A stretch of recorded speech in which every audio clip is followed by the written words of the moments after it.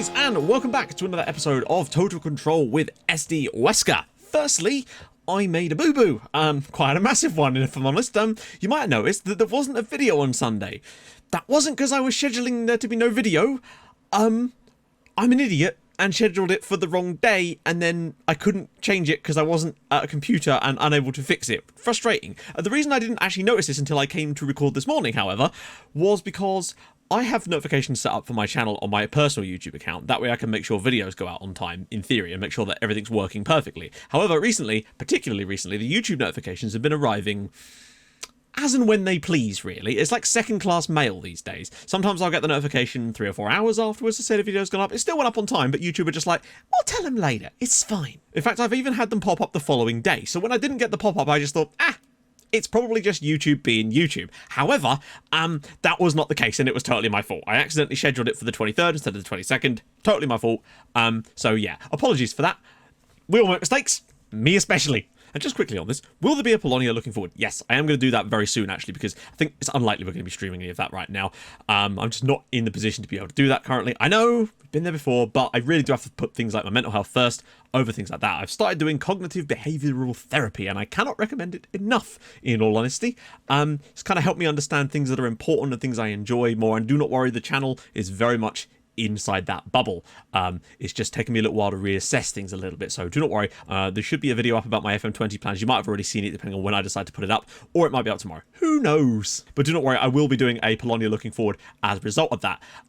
So those of you that watch this series and that series, do let me know what sort of stuff you want me to show in that video as well. I'll be very interested in that. I'm going to try and be as thorough as physically possible. Last time I made it like an hour-and-a-half video. This time I might break it down into several parts just so it's a bit more digestible. For those of you that don't really want to sit and watch an hour-and-a-half in one go, I might prefer to have it broken down in if YouTube made it easier to watch videos in chunks, I'd be like, that's fine. But they really don't, do they? If you stay up, your face deserves to be on the cover of FM20. I mean, that's a bit much, but in all honesty, I would say if we managed to stay up from the position that we were in, which was what? 10 points from safety? Might have even been more than that. If anyone can actually remember the furthest we ever were from the safety points, do let me know. I think it was 10 points. It might have been 11. But I think if we stay up from that position, it would probably be the greatest escape I've certainly ever done on FM. And I might consider it my greatest achievement. But let's face it, we ain't there yet. We are very much back in the battle, though. However, today is a total free hit because we're playing Real Madrid.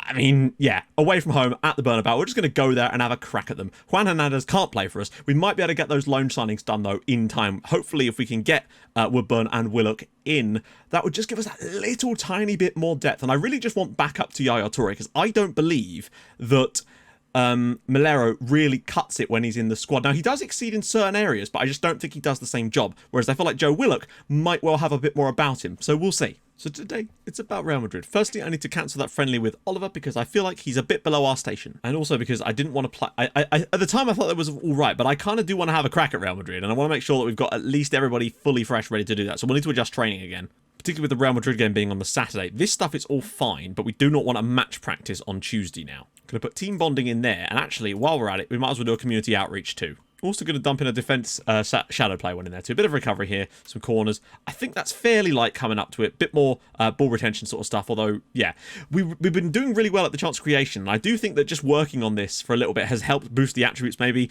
that have encouraged that. I think the chance conversion really is. The problem we've got really at the moment is just that we're creating opportunities, but we have no striker in the squad really that can take them consistently.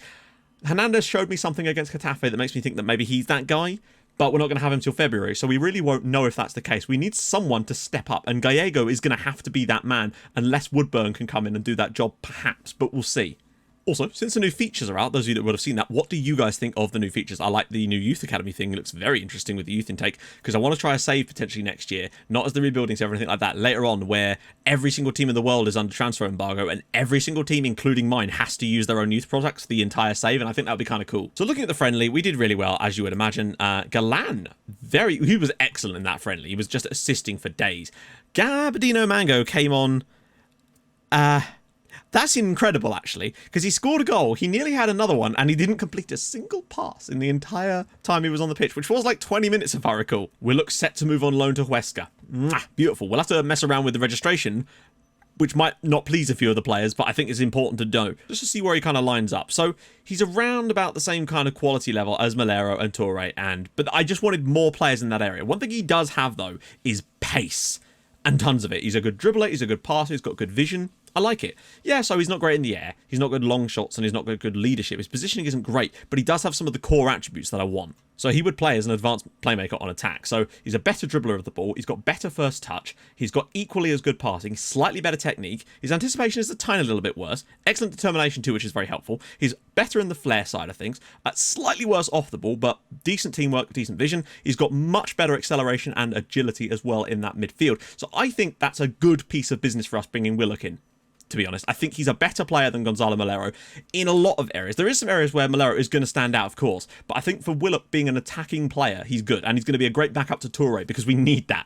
And I think it's a very similar story with Ben Woodburn. Now, obviously he can play through the middle, and he can play on the left, and potentially play on the right as well. Now, on the left, it's a bit of a tough one because he is not right foot. He's he's not left footed, so he would have to play as an inside forward there, and that's not really where I want to play him. However, I'm sure he could do a job as a winger if we were forced to put him in that situation, and he definitely does strengthen us because he's so versatile. And as an advanced forward, Gallego has better finishing, but only just, but he's got a worse first touch, and he's a worse dribbler than Woodburn. Very important factors. He's a better passer, and he's got a decent amount better technique as well.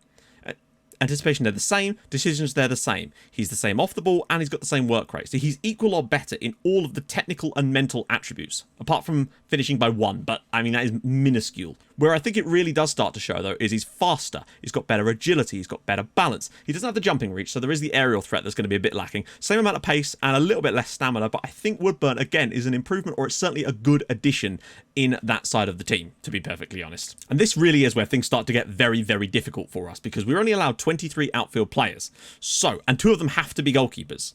And that is an issue. I'm pretty certain they have to be goalkeepers. And frankly, Camacho, he's never going to play for us, so I might as well exclude him. I don't care, really. That will then allow us to bring straight in Ben Woodburn and Joe Willock instantly into the team. Maximum of 23 outfield players. That's where. So you do have to have 2 goalkeepers. That's fine. We can adjust this. I don't believe David Ferrero needs to be in the team. Doesn't play for us. He's like 3rd choice on that right-hand side.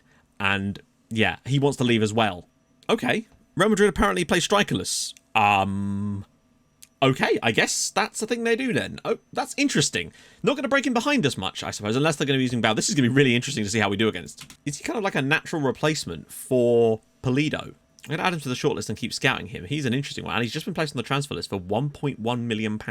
There's Ibrahim Amadou, who plays for Sevilla, who would be an excellent backup in that ball-winning midfield role. In fact, he would be better than Musto. He's transfer listed, but not loan listed. I wonder if they'd accept a loan bid. It'd be fair to say they're interested. 30% of his wages to allow Ibrahim Amadou to come on loan to us. Levante lose 3-1 to Barca. Very nice. They didn't screw up again like they did against Vallecano. Alaves do lose, but Getafe are they drop points at home against Valladolid, which does not help.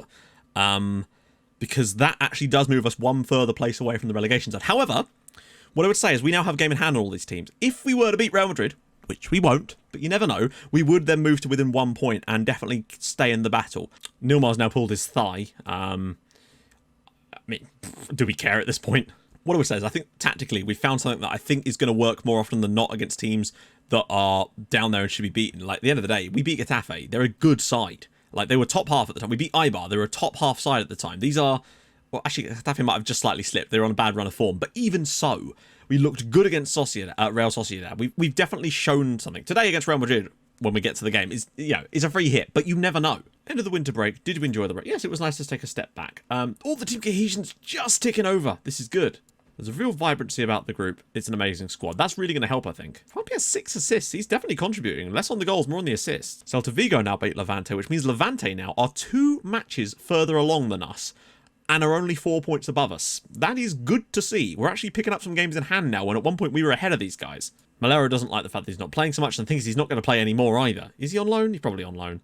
Oh no, he's actually one of our players. Okay. I'll ask Camacho to resolve it, but it ain't going to do much, is it? Yaya Toure is in good form and I can't drop him. Okay. I'm glad. That was actually there the last time I did this. I just didn't see it at the time. I was looking at it in the post and I noticed it was there. Woodburn and Willock are both not exactly fully fit. So I'm actually going to not have Willock. Actually, no. We're going to let Willock play for the under-19s today, but we are going to have Woodburn available for us because I think he's going to have to start, to be honest. Pulido is set to sign for Valladolid for £1.1 million. At least we're going to get some money added to the... Oh, not that much, though. 758,000 and a little bit extra on wages. Okay, that's given us some leeway now. Well, we're definitely not going to mention the P word for positive, but we are going to hit early crosses. They love that, surely. What? No. Low crosses. Come on. Distribute to fullbacks. Go on. They like that. Okay, they like that one. I think that's maybe because of the system Real Madrid might play. They might have our entire back four marked up, or they might be completely sitting back. It depends on how they want to press. High line of engagement will definitely work because they've got no direct strikers. Yeah, I was afraid of that, and that's starting to just put a little bit more pressure on us again. Because now as things stand, it's still the same gap to us, but we're just starting to lose track a little bit with teams like Vallecano continuing to pick up points for the most part anyway. Girona sliding like crazy. We need to, I think we're going to have to finish against above Levante and Valladolid. I think those are the two teams we've got to try and claw ourselves above. Maybe Girona. Vallecano, I think they might have enough about them, to be honest. Alaves are slipping a little bit too. But, and Leganes, I just think they're probably going to be the ones that finish dead bottom in the end, if it isn't us anyway. Away at Real Madrid, we've got no chance, but we're going to give it our best shot anyway, because what else can we do? Okay, so, lineup for today's game. I want to go with the same on this side here. Just sort the bench out now so I can just see who's actually available. So Woodburn, I'm prepared to start him, to be honest. I know he's not fully fit, but I just feel like we need something like that right now. Not fully fit. We don't need an injured player, you know what I mean? But everywhere else I'm completely happy with, for now anyway. Willock can play for the under-19s today. We'll maybe bring him in against Alaves, see how he does in that game. But I don't think he was ready for this one, and I wanted to get him some fitness back rather than just have him dwelling on the bench when I don't think he'd play. So the bench is going to be Gallego, Angel, Melero, Gayar, Miramon, Tahichong, and of course, Gabby Mango. We love him. We are going to go positive, because why the hell not at this point? So they've got Asensio on the wing and Bale as an inside forward. Honestly, I feel like Bale is going to be their most dangerous player. But we'll see if they've played this before. Deep line playmaker in Luka Modric. They've got Carvajal and, of course, Marcelo overlapping a lot on this side. Okay, so they did play this system against Betis, mostly down the left-hand side, with Asensio as player of the match. He scored both the goals very early as well, with Marcelo doing a decent job down there too. It was very much the left side that were in control of this one. They tend to concede from place shots. 61% of their goals conceded so far, admittedly only 13 of them, have been from place shots. 30% of them from through balls too, and 30% from the right-hand side from the occasion. So a through ball from the right-hand side. Juanpi could be quite important today, I sense. They concede early as well, it would seem. They didn't play that against Barca. Really, all we've got to go on is the Betis game. We're not going to press him either, nor are we going to press Isco. Bale, I want to press because he's an inside forward, but we're not going to mark him. Everybody else, I think I want to press Marcelo as well, because he's going to be important down this left. Asensio, I think, is their key player for them at the moment. He seems to be the one that's doing the most things. Bale is also their top scorer, though. And he's also a big dribbler, so maybe we'll just try to keep an eye on him. I think Ceballos and Isco seem to be more of a distraction in the middle there, to allow Asensio and Bale to run in behind, with Marcelo putting some balls in. Got to remember to put it back onto comprehensive, because obviously we did the friendlies on extended. Jesus, we had 5 tunnel questions. That is an awful lot. Mostly about Pulido leaving, about how I'm, going to improve the squad, like harmony and whatnot. So instantly, you can already see that they're allowing us to play... Oh, dear. They're allowing us to have the ball with our centre-backs, which should definitely enable us to do what we want. So they're pressing, but not over the top. Galan. And their wingers, like Bale, isn't going to get back that much. And Juanpi! Saved by Navas. And we strike first. Brilliant. This has been a really imposing start from us. Luisinho brings it down. He can have the shot away here. And the shot. And the rebound. And what a start from Huesca.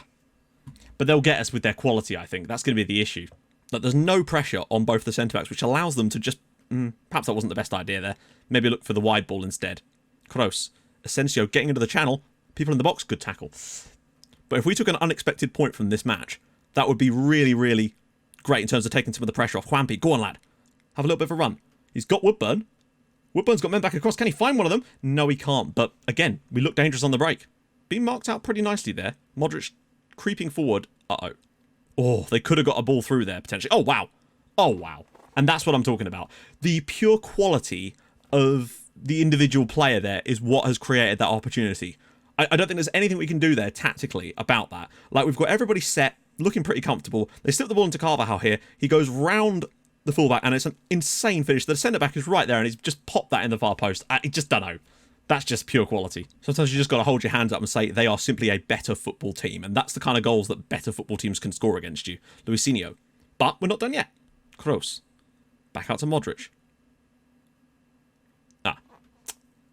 Ew. We're 2-0 down now. That's just an unfortunate one. I know it's another goal from an indirect free kick. The second phase of it. We clear the initial ball. The ball comes back out here to Modric. He's whipped this in with ferocity. And... I mean, look at that. The header is initially blocked and it just falls completely perfectly back into Bale's path. Sometimes that's just going to happen, I think. Juanpi's ball. And Escheto! What a save from Navas on the line there. Escheto with a beautiful backwards header. That is so close to going over the line. Real Madrid are now playing a centre-back in Nacho in the centre of midfield, or rather as a DM, so that, I'm sure he could probably play there, but it's definitely interesting to see. Walker-Peters keeps it in.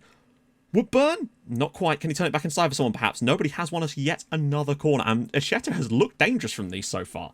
Modric. We've given up too many free kicks today, that's what I would say, but I think it's been difficult not to because they are Real Madrid. I mean, it's half-time, and looking at the way the game's actually gone, I'm not disappointed with the lads, to be honest. Carvajal's goal was individual brilliance, and Gareth Bale's goal was a fortunate ricochet. They've had a lot of shots from range, more than us. We've had none. We've committed too many fouls, and that has caused problems, and if we hadn't committed so many fouls, maybe we don't concede the free kick. But we've had chances ourselves. We've looked interesting in places. I don't know if Woodburn's quite cutting it up front, but then no one really does for us, do they? I might get the goalkeeper to distribute to the flanks in the second half because we're pussyfooting around with it too much in the central area, in the centre backs area. And I want to get the ball out there faster, and so we can contest some of these balls because I just don't think that we're picking those balls out fast enough. This might be an opportunity actually for someone like Rivera to run wide with the ball. I might revert that goalkeeper instruction when I see how they actually line up when he's got the ball. Walker-Peters. Woodburn has won it, but he's out wide, and that's not where we want him. But can he find a ball in? No, but he has won us yet another corner. Unfortunately, Woodburn's nature means he is going to probably peel out wide a little bit too much, so Gallego maybe towards the end would perhaps be a better idea. And it's another corner. Again, we're winning every header from these corners. But I think just having the midfielders, and now Asensio's taken a knock, having the midfielders running a little bit wider should get us in touch a little bit faster with the wide players. Walker-Peters has now picked up a knock. Oh, great. Oh, great. It's not like Real Madrid have done anything in this second half so far. Galan. Loads of room through the middle. Finds Quampi. Very, very tight angle. Oh, imagine if he'd pulled that back across the side. Oh, God, Vinicius Jr.'s on. Miramon, he's got to find the right pass. And he has found the right pass for Quampi. Can he win us another corner? Go on, lad. No. Woodburn! Oh, my goodness. What an incredible tackle from the defender. That could have been a goal. Very quiet 15 minutes we've just had. I might even switch to attacking for the final part of this game because just nothing is happening. We've really limited Real Madrid to very little, but unfortunately, they've just had that little bit more quality than us. Rivera. Galan. Is there one last piece of magic, maybe? Jose Angel. It's very, very tight in this area. If we come up with anything, I'd be amazed. Lovely work, actually. Really nice build-up. Ball in, cleared, but brought down by Musto. Quampi can cut inside of the shot, baby. Yaya Toure does have a shot, and that is an incredibly good save from Keylor Navas. Yeah, it does look as though it's going to be a 2-0 defeat to us here, which is a shame. But the performance-wise, I think that was excellent. Like, we had the same number of shots on target each. They had most of ours were from better positions than theirs, probably. They had the one clear-cut opportunity because of the ricochet.